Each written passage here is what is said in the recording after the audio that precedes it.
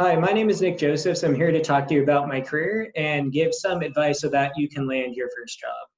I was born and raised in Ventura County, California.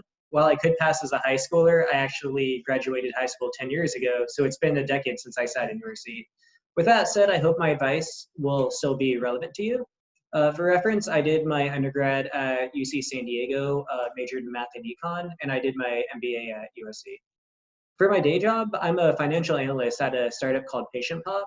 Patient Pop is a startup, like I said, in Santa Monica and is a software as a service company or a SaaS company that helps medical practices like your local doctor or dentist thrive.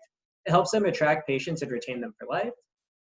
We're located a block from the 3rd Street Promenade, so before COVID, I could walk to the pier for lunch, have a nice view and some pretty good people watching too. I chose to be a financial analyst because I was always good with numbers and enjoyed solving problems. I also played my fair share of computer games, so living in spreadsheets kind of came naturally. Working at a startup means I wear many different hats. Everyone's kind of doing everything. Primarily, though, I do focus on budgeting, creating new models, and forecasting the direction of the business. But it's fun. I get to work with different teams about brainstorming different solutions or talking about ways we can grow the business. My favorite thing though, probably, because I don't want to lie, is the free snacks and drinks are a very good motivator for the office, and we also have a ping pong table. So not helping stereotypes too much with that one. So for what you guys actually care about, how do I land my first job?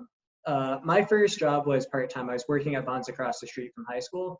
And I did a non-traditional approach. I went across the street after school every day and nagged the hiring manager until I got hired. So that's not recommended for you for at least your first full-time job.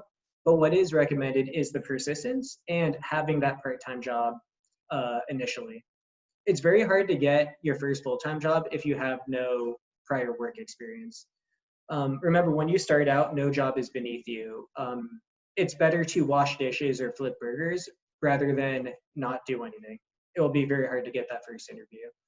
Working at Vaughn's helped me become a tutor, which helped me get my first internship, which helped me get my first full-time job, which was also as a financial analyst. You'll also want to share your resume as much as you can, just to get good feedback on it. Computers read your resumes a lot more than people do. It gets screened. So if you have a friend, make sure you have a good resume with all the right keywords.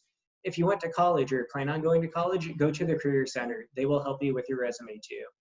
Remember, you're the one who actually sends your resume to each company, so you have the final say in everything. So if you don't like what the advice you give, you don't have to have it, but having the different perspectives for your resume cannot hurt you. So let's say you have that first in-person interview. Pro tip, don't pull your phone out. I love Snap, IG, TikTok, all that stuff too. But there's a stigma associated with it. And if the hiring manager or people at the company see you sitting on your phone, dilly-dallying before you get into it, it's not going to look good for you. Also, try to be as personable as possible. When you're at work, people get stressed and they want to be as comfortable as they can, so they have to like the people they work with. For the panels I've been on, we've oftentimes hired people that we liked personally more than the person who had the better technical skills or the person who, if we were all robots, we would rather have on the team. It's always easier to teach someone how to do the job than it is to teach them to have a new personality. Personalities are hard to change, but skills are easy to teach, especially if the person is motivated. So I hope this advice was helpful and candid. I did my best to keep it as real as I can, and I wish you all the best luck looking for your first job.